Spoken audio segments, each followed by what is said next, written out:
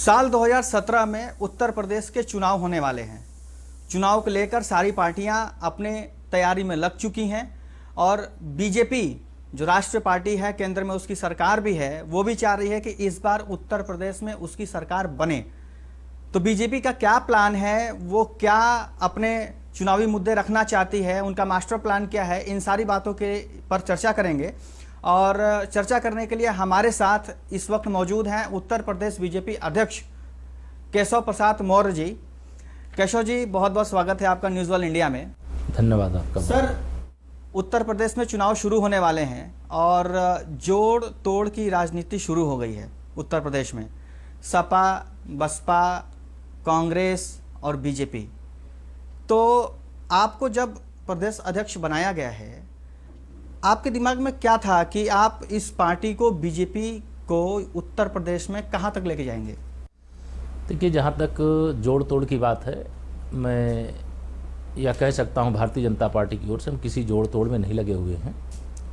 Bharatiya Janata party बहुत तेज़ी के साथ आगे बढ़ रही है।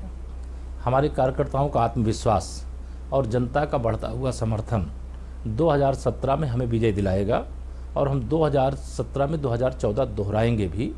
भारतीय जनता पार्टी बूथ से लेकर के विधानसभा तक मजबूत हो, इसकी सारी तैयारियां हम लोग करना शुरू कर दिए। उत्तर प्रदेश में इस समय पूरा वातावरण भाजपामय हो रहा है। सपा बसपा में भगदड़ है।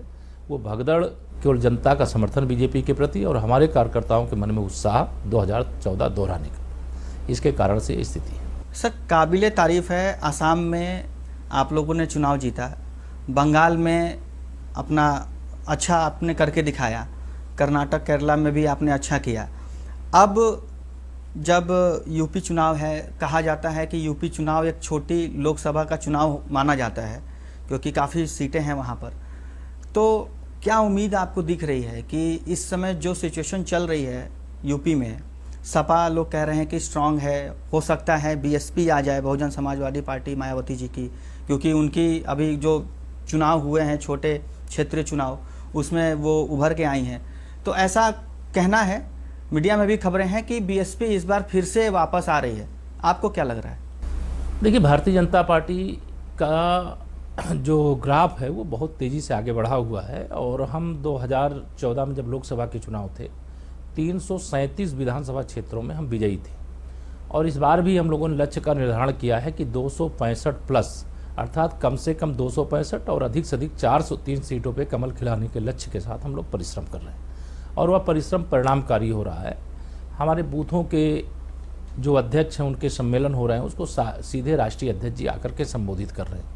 अभी तक 3 हमारे क्षेत्र उत्तर प्रदेश को 6 हिस्सों में बांट करके हमने संगठन संरचना की है। उसमें से हमारा ब्रज क्षेत्र का कासगंज में, कानपुर क्षेत्र का कानपुर में और अभी अवध क्षेत्र का हम लोगों ने बाराबंकी में बूथ अध्यक्षों का सम्मेलन किया है। कल 30 तारीख को पश्चिम क्षेत्र का मेरठ में कार्यक्रम है और 1 तारीख को गोरख क्षेत्र का बस्ती में और 2 तारीख को काशी क्षेत्र का जौनपुर में बूथ अध्यक्षों का सम्मेलन हो रहा है।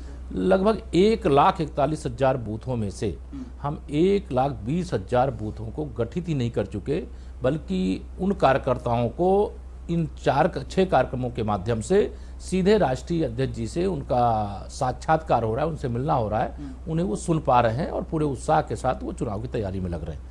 इसलिए भारतीय जनता पार्टी हर दृष्टि से बहुत आगे बढ़ चुकी है और जनता का समर्थन, समाजवादी पार्टी की सरकार की गुंडागर्दी, भ्रष्टाचार, भूमाफियाओं, खनन माफियाओं का संरक्षण, स्थिति पूरी तरह से बिगड़ी होने के कारण कि इस समय पुलिस का मतलब यह है कि वह कानून व्यवस्था की रखवाली होती है और सरकार कानून व्यवस्था को बनाए रखने के लिए पुलिस का संरक्षण करती है। लेकिन उत्तर प्रदेश के अंदर स्थिति इस समय बदली हुई है।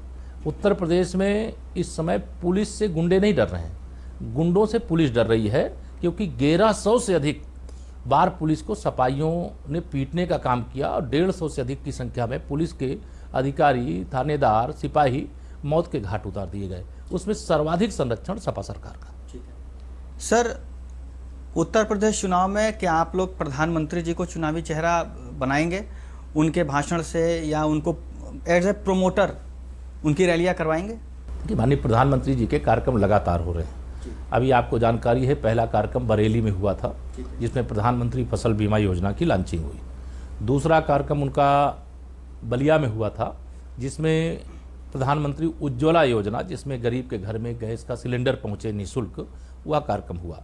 तीसरा कार्यक्रम हमारा सहारनपुर में हुआ था। सहारनपुर में हम 2 साल जब सरकार के पूरे हुए तो वह हिसाब देने के लिए विकास पर्व के रूप में कहा तो ये भी जा रहा है कि सहारनपुर का जो रैली थी वो यूपी चुनाव की पहला बिगुल फूंक दिया गया था बीजेपी की तरफ से, वो भी प्रधानमंत्री जी के द्वारा।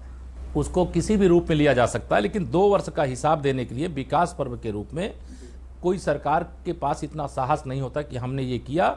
हम जनता जो मालिक है इस देश की उसको बताए कि हमने क्या किया।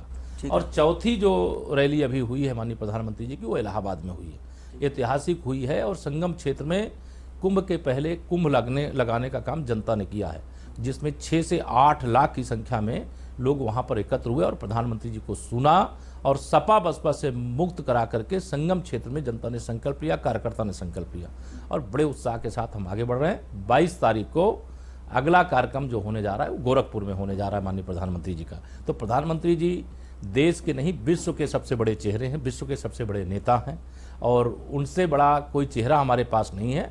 उनका आगमन उत्तर प्रदेश का सौभाग्य है और वह उत्तर प्रदेश से सांसद हैं और उत्तर प्रदेश से सांसद के नाते उत्तर प्रदेश का वह विकास करना चाहते हैं और समाजवादी पार्टी की सरकार उसकी बाधक है। इस बाधा को खत्म करने के लिए उन्होंने जनता का भी आह्वान किया, कार्यकर्ताओं का भी आह्वान किया। सर, उत्तर प्रदेश चुनाव में भाजपा का चेहरा कौन हो सकता है मुख्यमंत्री के तौर पे? ऐसा सुनने में भी आ रहा है कि भाजपा आपके नेतृत्व में ही आपको चेहरा बनाने की कोशिश में है। देखिए, भारतीय जनता पार्टी का हर कार्यकर्ता चेहरा होता है। भारतीय जनता पार्टी का कार्यकर्ता भारतीय जनता पार्टी की पहचान होती है।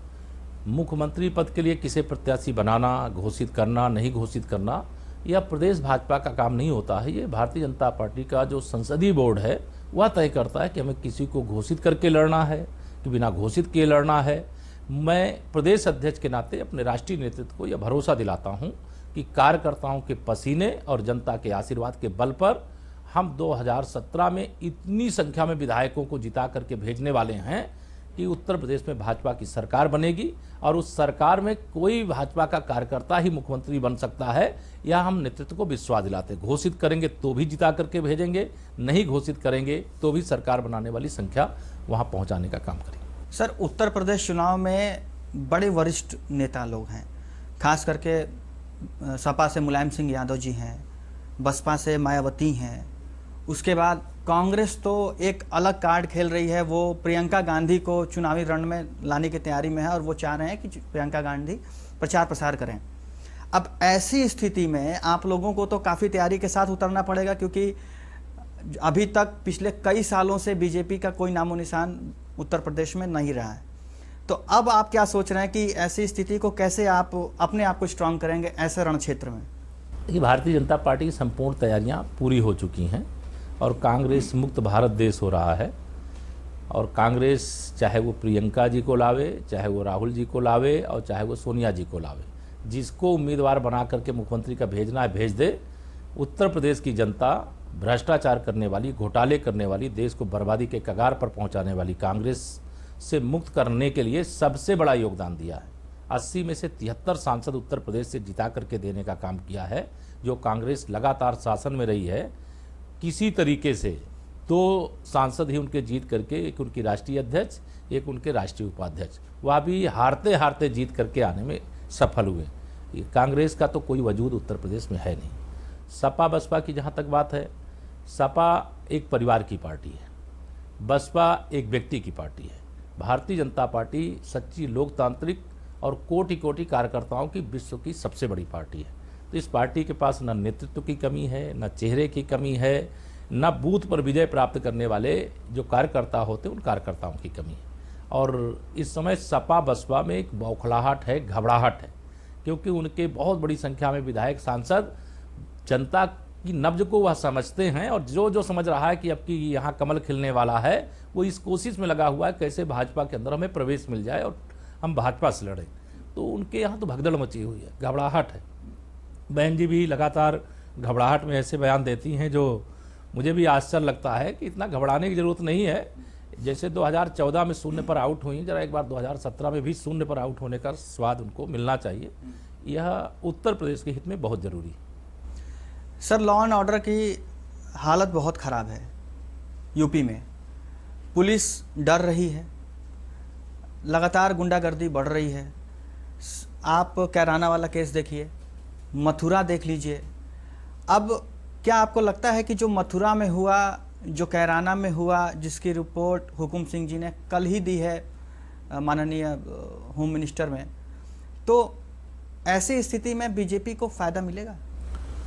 देखिए, भारतीय जनता पार्टी का लगातार यह मानना है कि समाजवादी पार्टी और बहुजन समाजवादी पार्टी, इनके शासन में ना तो गुंडागर्दी पर लगाम लग सकती है, ना भ्रष्टाचार पर लगाम लग सकती है, ना जनता भय मुक्त होकर के अपना जीवन यापन कर सकती है, ना अपने व्यवसाय की वृद्धि कर सकती है। उत्तर प्रदेश को सुशासन की आवश्यकता है और सुशासन के मुद्दे को लेकर के, भ्रष्टाचार मुक्त विकास के मुद्दे को लेकर के, गांव गरीब किसान के मुद्दे को लेकर के, उत्तर प्रदेश के नौजवान के मुद्दे को लेकर के हम जनता के बीच में जा रहे हैं। मुद्दा मथुरा का भी है। अगर जो भूमाफिया रामवृक्ष यादव वहाँ पर बैठा हुआ था, समाजवादी पार्टी के बड़े नेताओं का अगर संरक्षण नहीं होता तो वहाँ पुलिस के अधिकारी को मौत के घाट उतारने की किसी की हिम्मत नहीं होती। यह सरकार उसकी अपराधी है। कैराना सहित उत्तर प्रदेश के अंदर और भी बहुत ऐसे शहर हैं, मोहल्ले हैं जहाँ से लोगों को पलायन करना पड़ा। इस प्रकार के विषय किसी सरकार के रहते हुए अगर आते हैं तो सरकार को नैतिक रूप से सत्ता में बने रहने का अधिकार नहीं है। अखिलेश यादव जी को जाना है। पूरा जो परिवार है, मैं यह मानता हूँ कि 2017 के चुनाव के बाद जनता इनको सैफई वापस भेजने का काम करेगी। चुनावी मुद्दे हमेशा होते हैं, बिजली, पानी, सड़क, यही सब चुनावी मुद्दे होते हैं। उत्तर प्रदेश में इसकी कमी है, सबको पता है। लेकिन क्या बीजेपी इस बार कुछ नया करेगी? क्योंकि बीजेपी ने हमेशा इस बात पे फोकस किया है, जोर दिया है कि हम शिक्षा पे जोर देंगे, हम बेरोज़गारी पे जोर देंगे, हम युवाओं को आगे बढ़ाएंगे, इन सारी चीज़ों को, नौकरी दिलवाएंगे। तो क्या आप इस तरीके का कोई नया मास्टर प्लान लेके आ रहे हैं?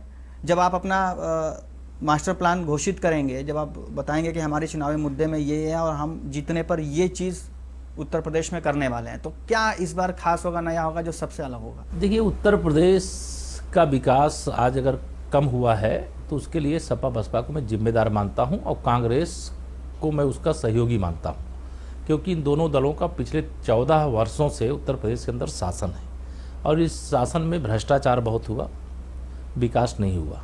विकास इनका विज्ञापनों तक सीमित रह गया। अगर भारतीय जनता पार्टी के शासन वाले राज्यों की आप तुलना करें तो हम 24 घंटे बिजली जहां हमारी सरकार है वहां दे रहे हैं। कानून व्यवस्था ऐसी है कि दुनिया भर के जो इन्वेस्टर हैं, हमारे भाजपा शासित राज्यों में जाना सबसे अधिक वह सहूलियत समझते हैं कि इन राज्यों में जाने के बाद हम भी सुरक्षित रहेंगे और हमारा व्यापार भी सुरक्षित रहेगा, हम आगे बढ़ेंगे। उत्तर प्रदेश के हालात इन लोगों ने इतने बिगाड़ करके रखे हैं। पहले तो भ्रष्टाचार के बिना कोई काम उत्तर प्रदेश में, चाहे जन्म प्रमाण पत्र बनवाना हो और चाहे मरण प्रमाण पत्र बनवाना हो, पैसा दीजिए तभी काम होगा। बिना पैसा के उत्तर प्रदेश में कोई काम न सपा सरकार में हो रहा है, न बसपा के सरकार में हुआ था। तो ये भ्रष्टाचार इसकी जड़ है। हम विकास का वह स्वरूप उत्तर प्रदेश को माननीय नरेंद्र मोदी जी के स्वप्न के अनुसार देना चाहते हैं, जिसमें भारत में उत्तर प्रदेश नंबर 1 का राज्य बन सके। और सपा बसपा के रहते हुए उत्तर प्रदेश विकास नहीं कर सकता। उत्तर प्रदेश के विकास के बगैर देश का विकास नहीं हो सकता। इसलिए भाजपा की सरकार आना जरूरी है और जनता इस सच को समझ रही है। आसाम की विजय की शुरुआत करके एक तरह से जनता ने यह संदेश दे दिया है कि कांग्रेस मुक्त भारत देश, सपा बसपा मुक्त उत्तर प्रदेश। बिहार की राजनीति और उत्तर प्रदेश की राजनीति में कोई ज़्यादा फर्क नहीं है। बिहार में आपने जैसा सिचुएशन देखा है, किस तरीके से वो जीत के आए, बीजेपी को हार मिली, वहाँ पर भी कई घोषणाएं हुई थी बीजेपी की तरफ से कि हम बहुत कुछ करेंगे, लेकिन जनता ने उसे नहीं स्वीकारा। ये एक कठोर सत्य है। लेकिन सेम चीज़ क्या आप जो बिहार में जो घोषणाएं किए थे, जो प्लान बनाए थे, क्या वही सेम चीज़ आप दोबारा यूपी में करेंगे? देखिए, बिहार के परिणाम आ गए। भारतीय जनता पार्टी को वहाँ विपक्ष में बैठने का जनता ने जनादेश दिया है और विपक्ष की भूमिका हम अच्छी प्रकार से निभा रहे हैं। लेकिन जिस प्रकार से जंगल राज 2 की वापसी हुई है, बिहार के हालात जितने बदतर हुए हैं और जो मुख्यमंत्री की कुर्सी पर बैठ करके बिहार राज्य को संभाल नहीं पा रहे हैं, वह प्रधानमंत्री बनने के सपने देख रहे हैं, अपना राज्य छोड़ करके दूसरे राज्यों के चक्कर काट रहे हैं। उत्तर प्रदेश की और बिहार की स्थिति में बड़ा अंतर है। उत्तर प्रदेश की जनता ने मन बना लिया है भाजपा को सत्ता में लाने का, और मैं पूरे भरोसे से कह सकता हूं कि भारतीय जनता पार्टी 2017 में उत्तर प्रदेश में सरकार बनाएगी। बहुत बड़ी विजय हम प्राप्त करेंगे, सपा बसपा से मुक्ति दिलाएंगे प्रदेश को और एक विकास की नई ऊंचाई उत्तर प्रदेश को देने का काम करेंगे। भाजपा गरीबों के लिए कर रही है, कह नहीं रही है। आप जाके गांव में देखिए, जिस गरीब घर में आज़ादी के 68 साल बाद तक अगर लकड़ी के चूल्हे में खाना बनाना पड़ता था, आज उस माँ बहन को जब गैस का निःशुल्क चूल्हा और गैस का सिलेंडर मिलता है तो उसको लगता है कि गरीबों की केंद्र में सरकार है। किसान लगातार पीड़ित था, आज किसानों को प्रधानमंत्री सुरक्षा बीमा का एक ऐसा कवच मिला है जो वरदान है। किसान को लगता है कि आज मेरी सरकार है। नौजवानों को मुद्रा बैंक की योजना के अंतर्गत 4 करोड़ से ज़्यादा की संख्या में नौजवानों को रोजगार के लिए 1,37,000 करोड़ से अधिक का ऋण माननीय प्रधानमंत्री जी के कुशल नेतृत्व में जब मिला तो लोगों को रोजगार के अवसर मिले। 21 करोड़ से अधिक गरीबों के बैंक में खाते खुले जिनके आज़ादी के बाद खाते नहीं खुले थे। 18,000 गाँव में बिजली पहुंचाने का लगातार काम चल रहा है। प्रधानमंत्री ग्राम सड़क योजना हो, चाहे रेलवे की परियोजना हो, चाहे राष्ट्रीय राजमार्गों की परियोजना हो, विकास इस समय 2 साल के अंदर दिखाई दे रहा है। और मोदी जी के नेतृत्व में चलने वाली सरकार विकास तो कर रही है, लेकिन एक भी भ्रष्टाचार का आरोप विरोधी के पास भी लगाने की हिम्मत नहीं है। इतनी पारदर्शी सरकार है, भ्रष्टाचार मुक्त सरकार। बीजेपी पर एक आप कहिए तो ठप्पा लगा हुआ है कि बीजेपी मेजॉरिटी की पार्टी है। क्या लगता है आपको कि उत्तर प्रदेश चुनाव में माइनॉरिटी वाले आपको वोट देंगे? देखिए, विश्व के सबसे शक्तिशाली नेता माननीय श्री नरेंद्र मोदी जी ने एक नारा दिया है, अगर आपको याद है तो उसको मैं दोहरा रहा हूँ, सबका साथ सबका विकास। भारतीय जनता पार्टी न किसी एक जाति के लिए काम करती है, न किसी एक समुदाय के लिए काम करती है। हम 100 लोगों का हिस्सा 10 लोगों को दे दिया जाए, इसके खिलाफ हैं। हम समुदाय विशेष का वोट प्राप्त करने के लिए उनका तुष्टीकरण किया जाए, इसके हम खिलाफ हैं। हम कैराना के अंदर केवल इसलिए हिंदुओं को पलायन करना पड़ा कि समुदाय विशेष के गुंडों को सत्ता का संरक्षण है, हम इसके खिलाफ हैं, इसके खिलाफ लड़ेंगे। लेकिन हमें कोई समाज से, कोई जाति से, कोई समुदाय से हमें विरोध नहीं है, बैर नहीं है। हम सबका साथ सबका विकास करने के लक्ष्य के साथ काम कर रहे हैं और काम करेंगे। हमारी सरकार ने ये करके केंद्र में दिखा दिया है। और जिन राज्यों में हमारी सरकार है वहाँ कोई फर्क नहीं किया जाता।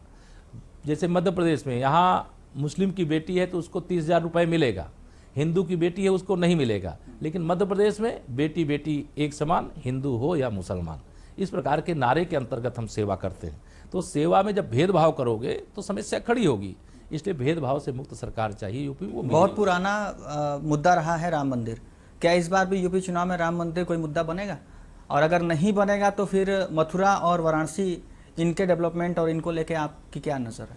देखिए, रामलला की जन्मभूमि पर भव्य मंदिर का निर्माण होना चाहिए, यह हर राम भक्त चाहता है और जल्द हो जाए, यह भी सब लोग चाहते हैं। भारतीय जनता पार्टी के घोषणा पत्र का हिस्सा है कि अयोध्या में रामलला का भव्य मंदिर बने।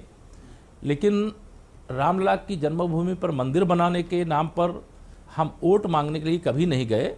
रामलला का मंदिर बनना चाहिए, वोट के लिए हम उसका इस्तेमाल कभी न किए हैं। वो हमारे आस्था का विषय है, हमारी श्रद्धा का विषय है, हमारे विश्वास का विषय है। काशी और मथुरा के विकास को लेकर के भी भारतीय जनता पार्टी पूरी तरह से गंभीर है।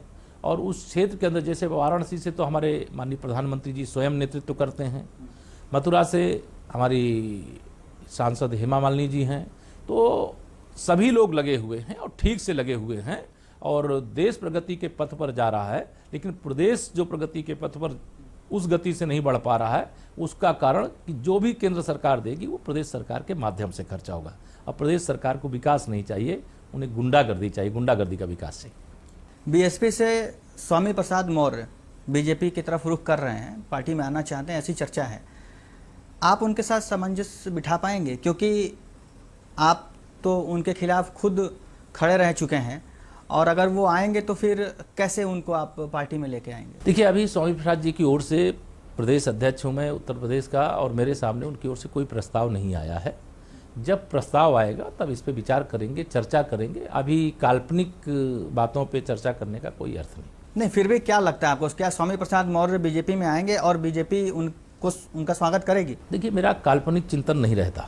जब उनका कोई प्रस्ताव आएगा तब उसके बाद भारतीय जनता पार्टी नेतृत्व विचार करेगा, और फिर आगे जो भी बात कहना भारतीय जनता पार्टी कहेगी। विपक्षी पार्टियों से जो भी नेता असंतुष्ट होंगे, बीजेपी में आना चाहेंगे, क्या बीजेपी उनका स्वागत करेगी? और अगर करेगी तो फिर उनको क्या मिल सकता है पद, और कैसे उनको आप लेके आगे बढ़ेंगे इस चुनाव में? देखिए, जो दूसरे दलों से छोड़ करके आने की आप बात कर रहे हैं, मैं पहले ही बता चुका आपको कि सपा बसपा में भगदड़ मची है। कांग्रेस का उत्तर प्रदेश के अंदर कोई वजूद नहीं है। तो ऐसी स्थिति में जो भगदड़ मची हुई है, लोग अपने दलों को छोड़ करके आना चाहते हैं, लेकिन भारतीय जनता पार्टी विचार करती है किसे हमें लेना है, किसे नहीं लेना है। अगर लगेगा कि किसी को लेना है तो उस पर विचार करेंगे, किसे नहीं लेना है उस पर विचार करेंगे। लेकिन भारतीय जनता पार्टी का लक्ष्य है 2017 में उत्तर प्रदेश में कमल खिला करके, भाजपा की सरकार बना करके, और उत्तर प्रदेश को देश में नंबर 1 राज्य बनाने की। आप इस समय कोई भी अखबार उठा के देख लीजिए, खास करके नाम नहीं लूँगा, लेकिन लगातार सपा ये गिनवाने में लगी है कि हमने उत्तर प्रदेश को उत्तम प्रदेश बनाने में कोई कसर नहीं छोड़ी, हमने बहुत काम किया है, युवाओं के लिए, महिलाओं के लिए, बेटियों के लिए, पेंशन के तौर पे सारे काम किए हैं। लेकिन हमें जानबूझकर बदनाम करने की कोशिश की जा रही है बीजेपी की तरफ से, खासकर कि हमने कुछ किया नहीं है। अब ऐसी स्थिति में आप कैसे देखते हैं कि सपा ने उत्तर प्रदेश को उत्तम प्रदेश कितना बनाया है? देखिए, समाजवादी पार्टी और विकास ये बेईमानी वाले शब्द हैं, क्योंकि समाजवादी पार्टी का विकास से कोई वास्ता नहीं रहता। अधिकतम परियोजनाएं केंद्र की सहायता से वह चल पड़ी हैं जिसमें वो समाजवादी पार्टी का रैपर लगाने की कोशिश कर रहे हैं, वह फेल हैं। समाजवादी पेंशन में बहुत बड़ा घोटाला है। मैं आपको यह कह दे रहा हूं कि जब भाजपा की सरकार आएगी, जो भी घोटालेबाज है, जो भ्रष्टाचारी है, उस पेंशन को किसे दिया जा रहा है, कैसे दिया जा रहा है, ये गाँव में जाइए तब ध्यान में आता है। खाद्यान्न योजना के अंदर राशन कार्ड बनाने के मामले में घोटाला है। किसानों के मुद्दे पर यह सरकार किसान विरोधी आचरण कर रही है। प्रधानमंत्री फसल बीमा योजना के लिए अभी कंपनी का निर्धारण नहीं किया, क्रय केंद्रों पे खरीद नहीं कर रही है, राहत राशि का पैसा किसानों को बांटने का काम नहीं कर रही है। यह सरकार सभी मोर्चों पर फेल है। इनके पास जो कुछ है वो केंद्र के द्वारा दी गई सहायता के आधार पर, थोड़ा बहुत जो दिख रहा है वह भारत सरकार की सहायता के आधार पर दिख रहा है, और इनको डर लग रहा है कि साइकिल को पंचर होना सुनिश्चित है। जिस शासन में लोग ही नहीं सुरक्षित रहेंगे, पुलिस ही नहीं सुरक्षित रहेगी, तो उस शासन का कोई मतलब। भाजपा भय मुक्त शासन देने का काम करेगी, सुशासन, जिसमें विकास भी होगा, सुरक्षा भी होगी, और ऐसा विकास होगा जैसा विकास देश के अन्य राज्यों का हो रहा है, हम उस तरह करेंगे। बनारस प्रधानमंत्री जी का क्षेत्र है, वहाँ पर जो विकास हो रहे हैं उसमें वहाँ के लोगों से बातचीत करके बहुत चीज़ें सामने आई। वो ये आया कि सपा और बीजेपी में बड़ा सामंजस्य नहीं बैठ पा रहा है। सपा चाह नहीं रही है कि बनारस में कोई डेवलपमेंट हो, ताकि बीजेपी ये दिखा सके कि प्रधानमंत्री के क्षेत्र में डेवलपमेंट हुआ है। इसको आप कैसे देखते हैं? देखिए, जनता सब जानती है, ठीक है। इनको ये लग रहा है कि जनता समझती नहीं है। जनता इतनी समझदार हो गई है कि इनको मैं बताया पहले कि आदरणीय मुलायम सिंह जी सहित पूरे परिवार को सैफई वापस भेजेगी 2017 में। कारण इसका यह है कि यह विकास के मार्ग के अवरोधक हैं। इनको यह लगता है कि मोदी जी के संसदीय क्षेत्र का विकास हो जाएगा तो साइकिल पंचर हो जाएगी। इनको यह लगता है राष्ट्रीय राजमार्ग बन जाएंगे तो साइकिल पंचर हो जाएगी, तो इसलिए एनओसी ना दो। रेलवे की कोई परियोजना है वो पूरी हो जाएगी तो साइकिल भ्रष्ट हो जाएगी, इसलिए उनको मतलब जो ज़रूरत है, चाहे रेलवे ओवरब्रिज बनाने की, चाहे राष्ट्रीय राजमार्ग बनाने के लिए 7 ऐसे स्टेट हाईवे थे जिसको राष्ट्रीय राजमार्ग बनाने का आवेदन मुख्यमंत्री की ओर से ही आया था। केंद्र सरकार ने स्वीकृति दे दी, उनको बनना है, लेकिन उसकी एनओसी नहीं दे रहे हैं। हमारे यहाँ सीआरएफ योजना के अंतर्गत सड़कों के निर्माण का काम चलता है। वो सीआरएफ योजना के अंतर्गत 3700 करोड़ के प्रस्ताव सांसदों के हमारे उत्तर प्रदेश सरकार के सामने लंबित हैं, लेकिन वो भेज नहीं रहे हैं। लेकिन उनको लग रहा है कि अगर इस सड़क बन गई तो साइकिल भ्रष्ट हो जाएगी। मैं एकदम विश्वास से कह सकता हूं कि चाहे जो कर ले, जनता समझती है कि अगर देश के अन्य राज्यों का विकास हो रहा है और उत्तर प्रदेश का नहीं हो रहा है, उत्तर प्रदेश सरकार अगर नोडल एजेंसी है भारतीय संविधान की व्यवस्था के अनुसार, तो यह नोडल एजेंसी काम नहीं करेगी तो केंद्र सरकार चाहते हुए गरीबों को भला नहीं कर पा रही। और जो हम सीधे कर पा रहे हैं हम कर रहे हैं, और जो नहीं कर पा रहे हैं 2017 से करना शुरू करें। लगातार आप क्षेत्र में दौरे पर दौरा कर रहे हैं, लोगों से मिल रहे हैं, कार्यकर्ताओं से मिल रहे हैं, आम जनता से मिल रहे हैं। आप हमारे चैनल के माध्यम से बता दीजिए कि आपको क्या लग रहा है कि जनता आपसे कितना संतुष्ट है, सपा और बसपा से कितना असंतुष्ट है, और वोट ऑफ परसेंटेज मान लें कि 100% में से बीजेपी यूपी अध्यक्ष होने के नाते आपको क्या लगता है कि आप कितना % तक यूपी में आगे आ सकते हैं? देखिए, उत्तर प्रदेश की जहाँ तक मैं बात कहूँ, भारतीय जनता पार्टी को 50% से अधिक मत हमको प्राप्त होने वाले हैं। सपा बसपा कांग्रेस अगर मिल करके भी लड़ेगी तब भी उत्तर प्रदेश की जनता भाजपा को ही जिताएगी।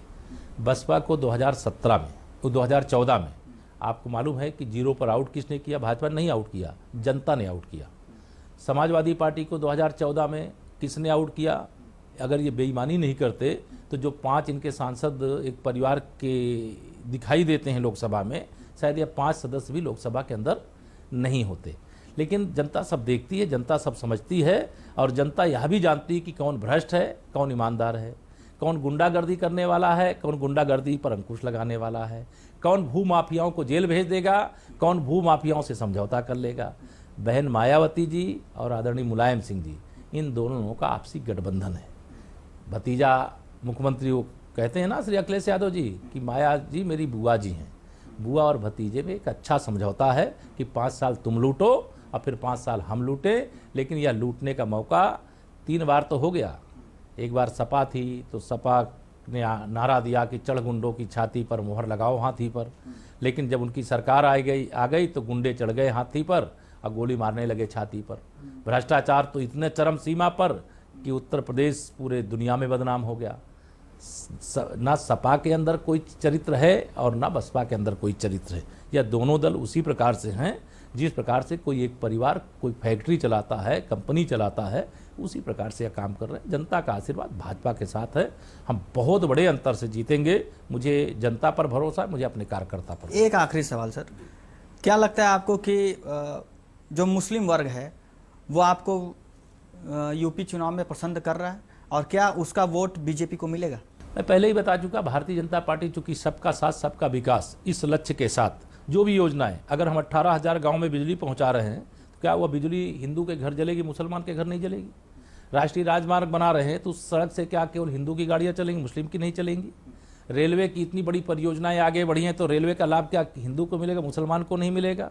4.5 करोड़ से अधिक की संख्या में मुद्रा बैंक योजना के अंतर्गत ऋण प्रदान किया गया, जिससे इस देश के नौजवान रोजगार के एक नए आयाम को प्राप्त करने में सफल हुए। तो क्या उसमें केवल हिंदू हैं?